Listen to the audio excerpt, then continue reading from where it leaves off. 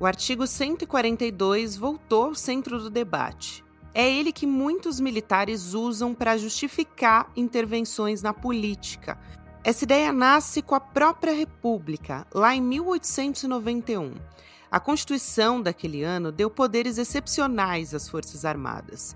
E isso nunca foi revisto de verdade. Agora, com o julgamento dos envolvidos na tentativa de golpe de 2023, a mentalidade golpista dos quartéis volta a ser colocada à prova.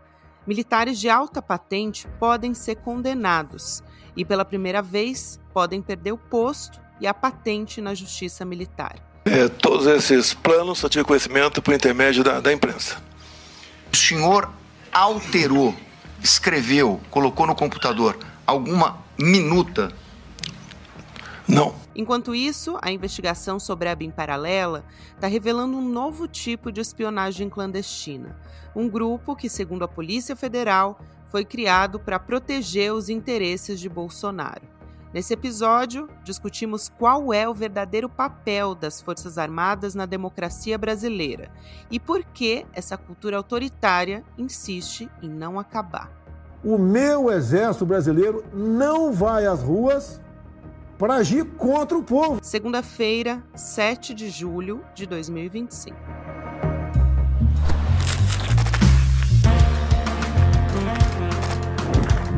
Sou Gabriela Varela, esse é o Análise com mais informação.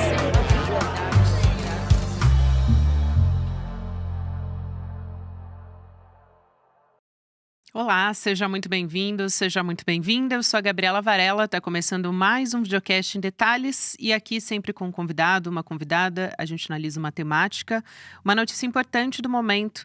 Hoje eu vou conversar com o historiador, o professor Carlos Fico, que recentemente também lançou Utopia Autoritária Brasileira. Estou com ele aqui do meu ladinho também, mas vou mostrar para vocês também a capa do livro do professor. Professor, obrigada por aceitar nosso convite. É um grande prazer te receber aqui. Seja muito bem-vindo.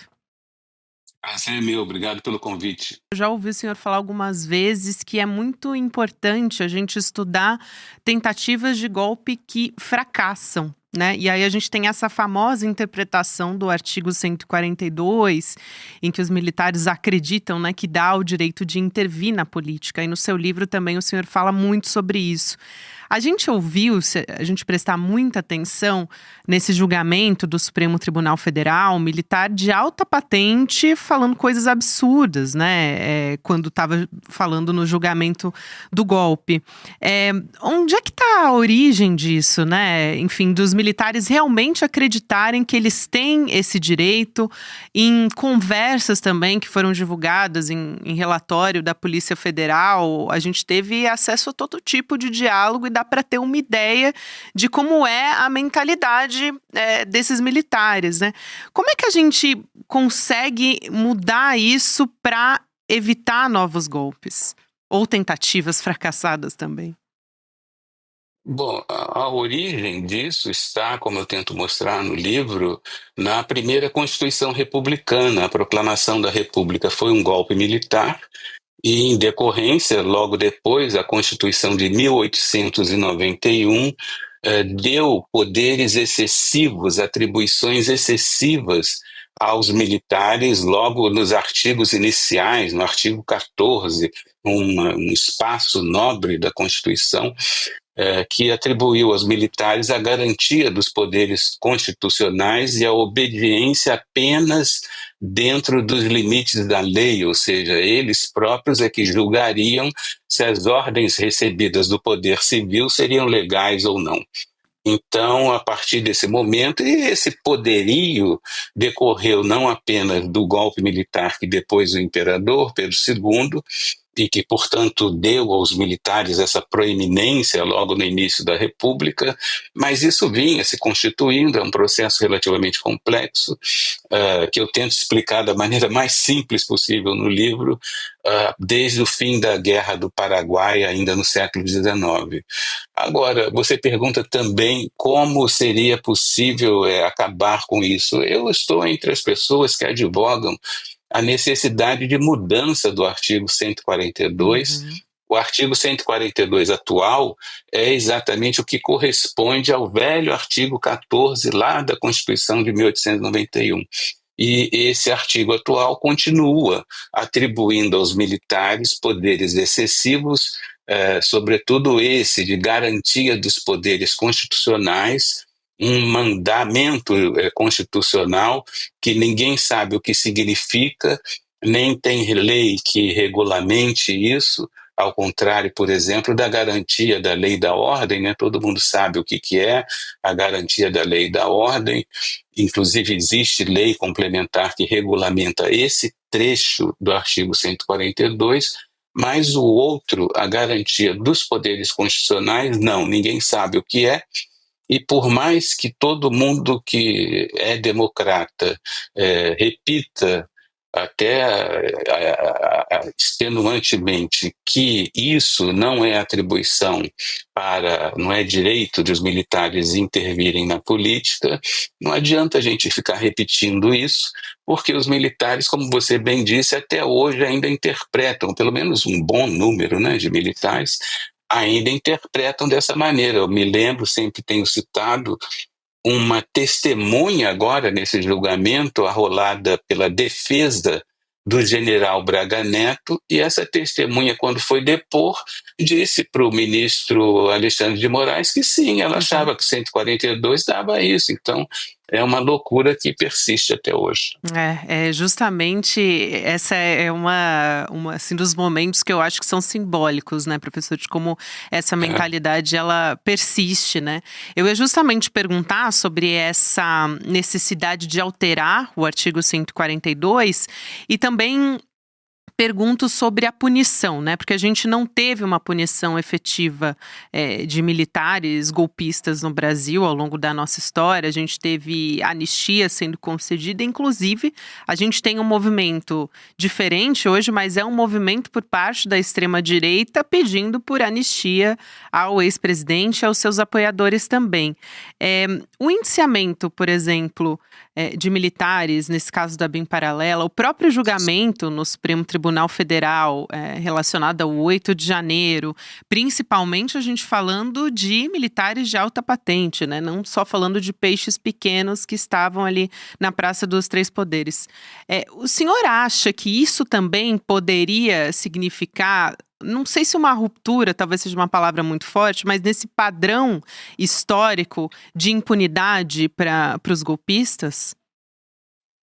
Eu acho que isso tem servido, com certeza tem servido pelos contatos que eu tenho com a área militar, tem servido de alerta para as próprias Forças Armadas. Parece a eles que, alguma coisa mudou, né?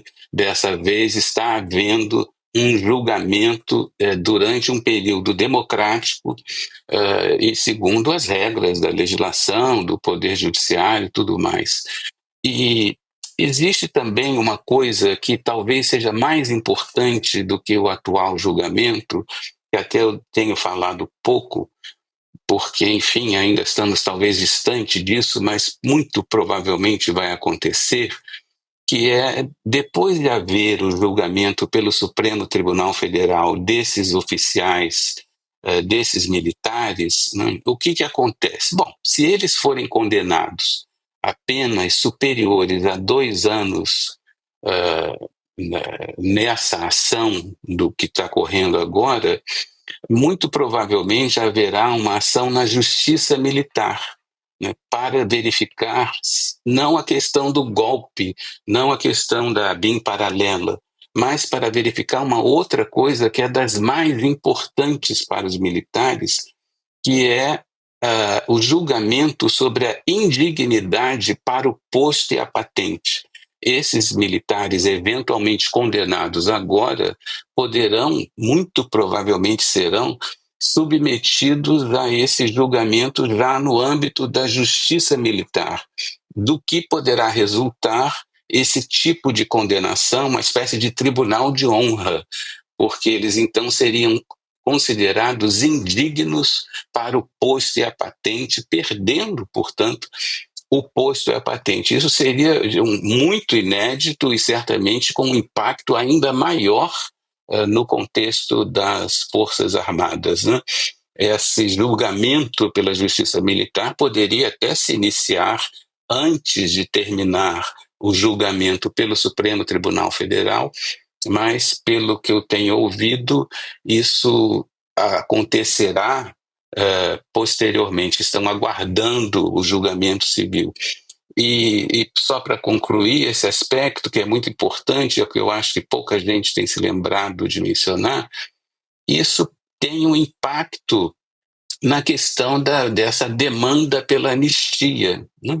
Porque provavelmente essa demanda pela anistia vai crescer em relação ao que você chamou de peixes pequenos, né? Aquelas pessoas que estavam ali depredando os três poderes. Mas o fato de haver essa outra etapa da justiça militar vai complicar muito a situação dos militares condenados no que diz respeito a uma eventual anistia, né? Então, isso é uma coisa que a gente ainda precisa observar, porque são iniciativas que dependem do Procurador-Geral da Justiça Militar e do próprio comandante das forças, porque o comandante das forças poderia, por exemplo, agora mesmo, antes até do fim do processo, instaurar um conselho de justificação, que também resultaria em tudo isso que eu mencionei. Então, esse aspecto é um aspecto típico da vida militar e que os civis, nós em geral, não conhecemos. É esse tipo de desconhecimento que eu acho muito contraditório no Brasil. Os militares são tão presentes indevidamente na nossa vida e ninguém conhece, digamos, a rotina da vida militar, os valores, as questões próprias e até mesmo esse aspecto da justiça militar. Isso que o senhor traz é muito, muito interessante, professor. Quando o senhor fala aqui, né, só reforçando para quem está nos acompanhando também compreender essa indignidade para posto e patente, quer dizer, depois, né, do julgamento, então condenação judicial, aí a pena vai ser ali delimitada e tal, aí esse oficial militar, ele que comete, né, ali esse crime, ou enfim, recebe essa pena, ele é considerado indigno para exercer aquela função, né? Então ele perde aquela patente. Seria uma segunda etapa. Isso. Uma segunda etapa, então, isso é no caso de penas superiores a 2 anos. E também na dependência, claro, da iniciativa do Procurador da Justiça Militar ou de outra autoridade adequada. Então, há 2 caminhos. Ou o procurador remete para a Justiça Militar, vale dizer, para o Superior Tribunal Militar, esse procedimento, ou então o comandante da força respectiva, o comandante do Exército, da Marinha, eles poderiam iniciar um conselho de justificação para fazer esse julgamento. E, como eu disse, não é mais para julgar se o general fulano ou o coronel fulano foi golpista ou se participou da ABIN paralela. Não, mas diante da condenação ou diante das graves suspeitas, julgar esses militares quanto à dignidade, ou no caso a falta de dignidade para o posto e a patente, com perda do posto, da patente, das condecorações e é expulso da força. E aí, professor, a gente tendo esses movimentos acontecendo, também pode impulsionar uma mudança dentro das academias militares, quer dizer, a formação desses futuros integrantes ali das Forças Armadas e, consequentemente, né, a adesão a esse tipo de discurso, muitas vezes, né, a maior parte, não vou dizer todos eles, mas que aderem a esse discurso golpista também. Dá para ir por esse caminho? E aí uma outra vertente, eu te pergunto, é a da opinião pública, né, que levou, por exemplo, essas pessoas a estarem na Praça dos Três Poderes no dia 8 de janeiro e alguma parte ainda pede por anistia hoje.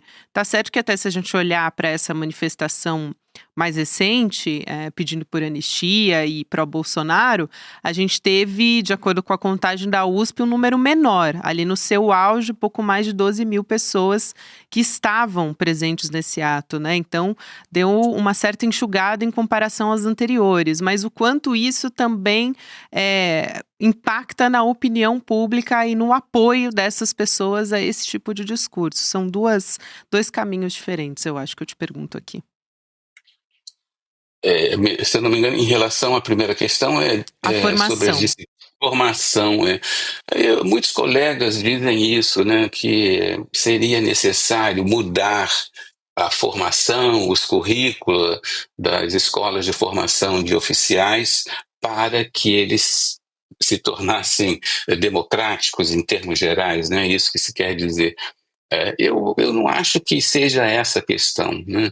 Porque a reprodução desse entendimento, por exemplo, sobre o artigo 142, não se dá no contexto das disciplinas, mas da própria convivência dentro dos quartéis, na vida militar, entre comandantes e subordinados, os laços de solidariedade, de respeito de um militar em relação ao outro, tem muito a ver com essa vivência, essa experiência na vida em caserna e não com as disciplinas da formação.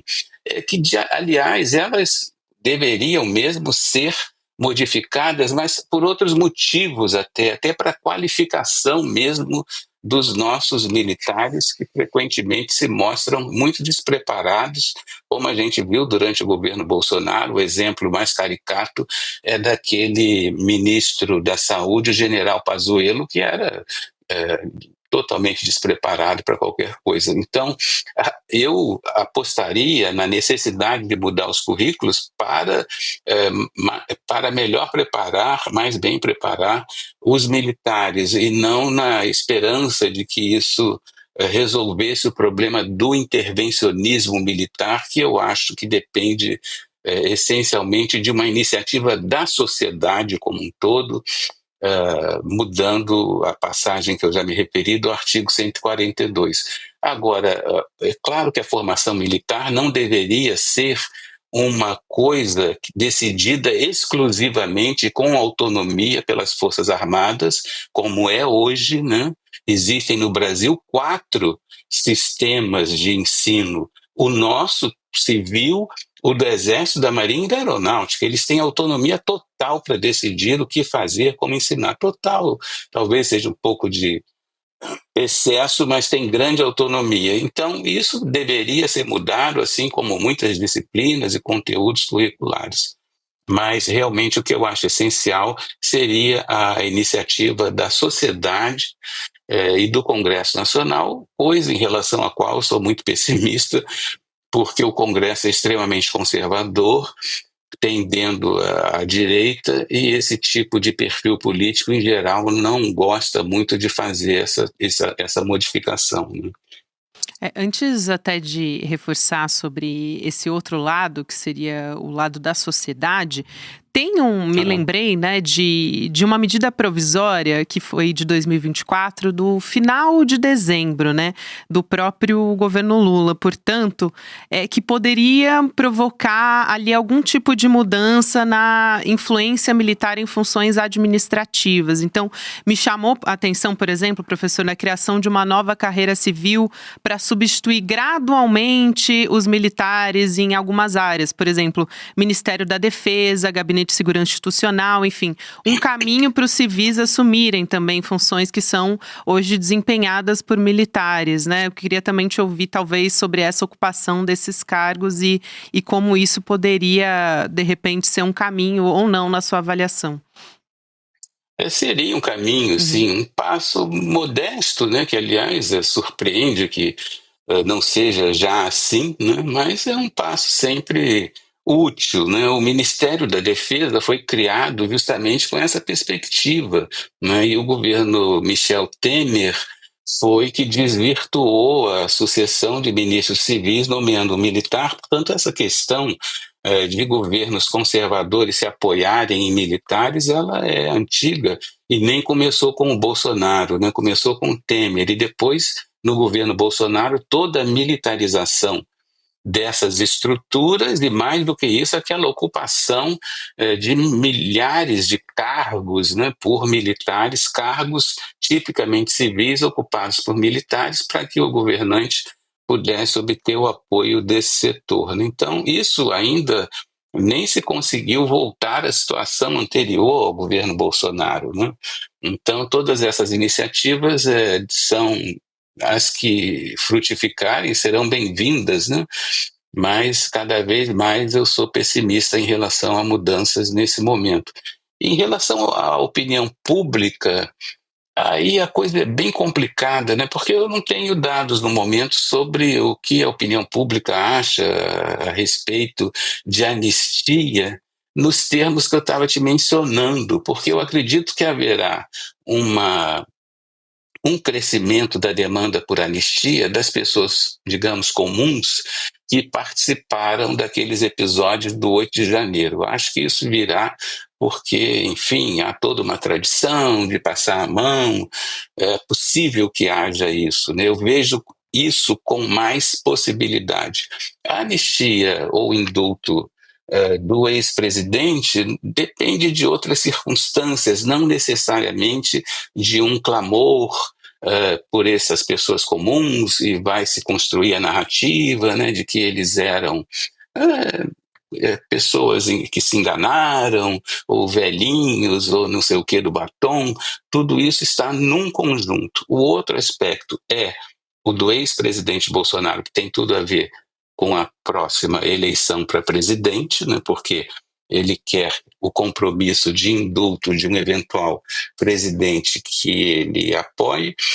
E ainda há o terceiro, digamos, grupo que eu mencionei anteriormente, que é essa questão confusa aí de um segundo julgamento dos militares.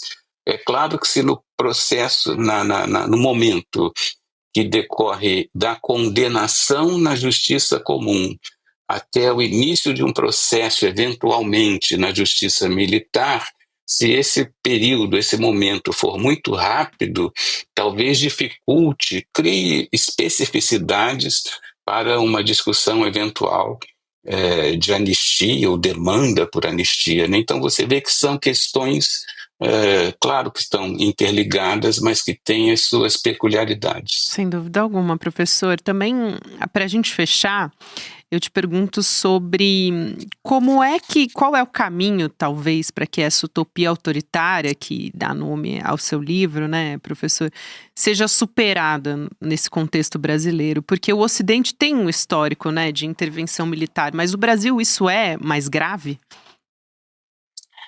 No Brasil, digamos, a especificidade disso, né, que, como você bem diz, realmente há em outros países intervencionismo militar, em vários outros países isso foi superado de algum modo, e no nosso caso é persistente ainda, mas existe essa especificidade, que é o título do livro, decorre dessa especificidade, que é a visão de setores da elite brasileira e de muitos militares, uma visão muito persistente, de muito longa duração, de que os civis são despreparados e de que a política é um espaço de corrupção, de que os políticos são corruptos, e, portanto, uma desclassificação da atividade civil, da política, do poder civil e da própria sociedade, dos próprios cidadãos, como sendo ignorantes, despreparados, analfabetos. Ao longo do livro eu vou mostrando como isso foi persistente, né? A consideração pelos militares de que a massa, essas palavras, essas expressões, estão na boca dos militares e sempre estiveram, de que a massa, a população é ignorante, analfabeta, só vota em políticos demagógicos, não sabe escolher lideranças adequadas e, portanto, eles, que se consideram superiores por uma série de razões, teriam o direito a intervir para arbitrar supostas crises políticas ou corrigir problemas. Então, a resolução disso depende de muitas coisas e demorará muitos anos, infelizmente eu acho que será assim, porque depende de mudar o que a gente pode chamar de uma cultura política, e para mudar isso é preciso gestos simbólicos e políticos muito fortes, como uma declaração incisiva da sociedade de que os militares são simples funcionários públicos fardados que devem obediência ao poder civil e que não podem intervir na política. E essa declaração simbólica, política, ela poderá ser feita de diversas formas. Eu creio que a principal é a alteração do artigo 142, como eu já mencionei, mas há também uma série de outras coisas que podem e devem ser feitas. Algumas delas nós mencionamos aqui em relação ao ensino, em relação à desmilitarização de uma série de atividades e, sobretudo, também o interesse da sociedade em conhecer as Forças Armadas. Ninguém sabe o que é o Plano Nacional de Defesa, nós não temos no Congresso Nacional parlamentares especialistas nas Forças Armadas, então há um grande desconhecimento. Seria preciso esse conjunto de coisas para que, quem sabe, em 10, 15 anos a gente superasse esse primitivismo, né? Isso é uma coisa primitiva, de ficar havendo golpismo militar, é uma coisa das mais primitivas e que fragiliza muito, em termos institucionais, a democracia brasileira. Sem dúvida alguma, professor. Que prazer te receber aqui, uma aula, conversar com o senhor. Muito obrigada pela sua gentileza, um abraço e até uma próxima. Obrigado, um abraço para vocês. Até mais. Agora, na sequência, você fica com o Mercado Investimentos, depois tem o Rolê ICL e a gente está de volta na segunda-feira. Você pode acompanhar o Em Detalhes todos os dias nas plataformas de áudio também. Até mais.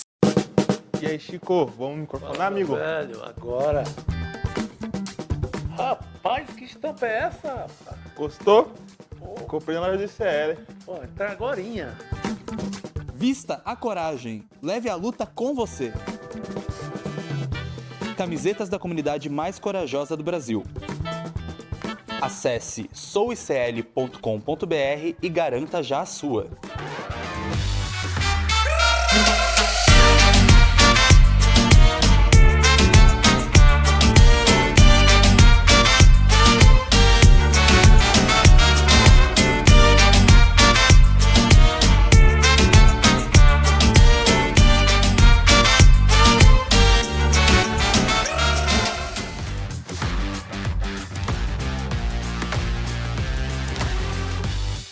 O ICL está em todo lugar, na palma da sua mão, na TV da sua casa e até nos seus ouvidos.